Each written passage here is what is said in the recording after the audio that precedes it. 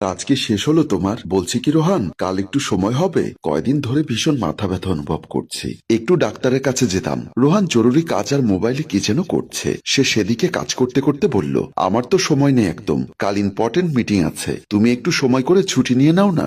অনেকদিন কোথাও একসাথে ঘোরা হয় না, আর ডাক্তারের কাছেও যাব।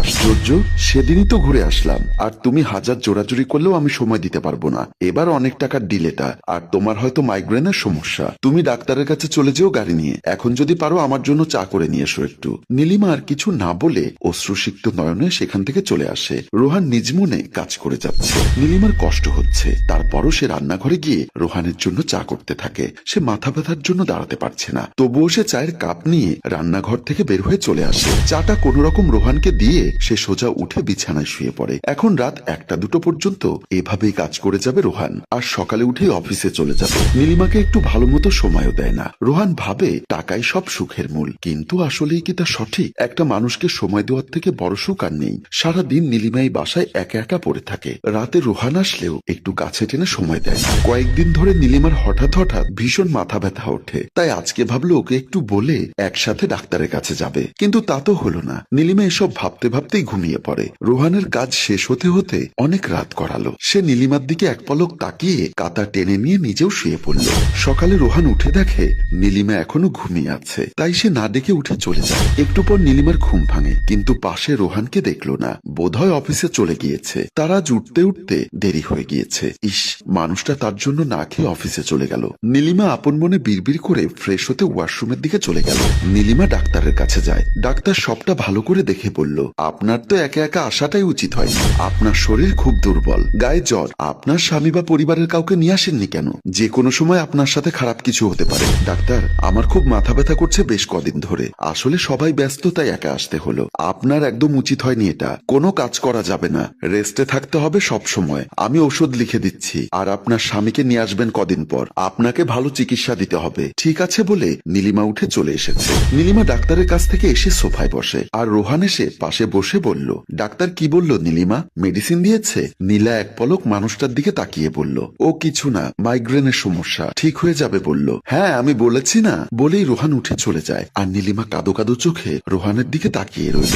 দিন যতই যায় নীলিমার মাথা ব্যথা ততই বাড়তে থাকে। সে ঘুমিয়ে আছে। প্রতিদিনের ন্যায় আজও রোহান নীলিমার আগে ঘুম থেকে উঠল। রোহান উঠে নীলিমার দিকে এক পলক তাকিয়ে ফ্রেশ হতে চলে যায়। রোহান অফিসে বসে বসে অফিস করছে। কাজের মাঝে হঠাৎ কারো কল বাজতেই রোহানের বিরক্ত বোধ হলো। ভাবলো নীলিমা কল করেছে। প্রতিদিনেই মেয়েটা 3-4 বারের উপর কল করে কাজে ডিস্টার্ব করে। সে বিড়বিড় করে মোবাইলের দিকে না তাকিয়ে কেটে দিল। তারপর কয়েকবার বাজতেই রোহান কল ধরেই রাগী গলায় বলল, উফ নীলিমা, তোমায় কতবার বলবো আমার কাজের সময় কল না দিতে?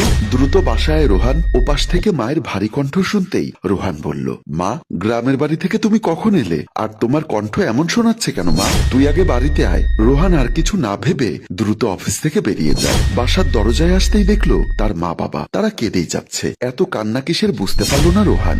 সকালেই তো সব ঠিকঠাক ছিল। তার মনে অন্য চিন্তা ঘুরপাক করছে। সে দ্রুত সাদা কাপড়ে ঢাকা মানুষটির পাশে এসে ধপ করে বসে পড়ে। সে কাপড় সরিয়ে দেখে সেখানে তারই প্রিয়তমা পেয়সী শুয়ে আছে। রোহান স্তব্ধ।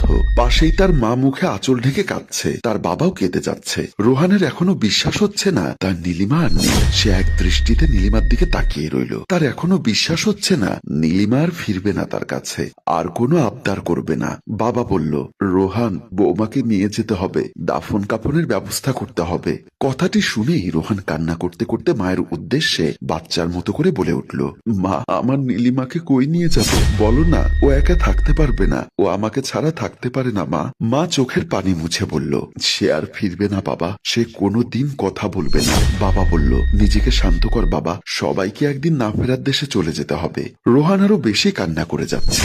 রোহানের বাবা মা চলে যাবার সময় বাবা বলল, রোহান, আমাদের যেতে হবে বাবা, গ্রামের বাড়িঘর সব ফেলে এসেছি বৌমার কল্পে। মা বলল, তুই কি করে এতটা বেখেয়ালি হলি বাবা?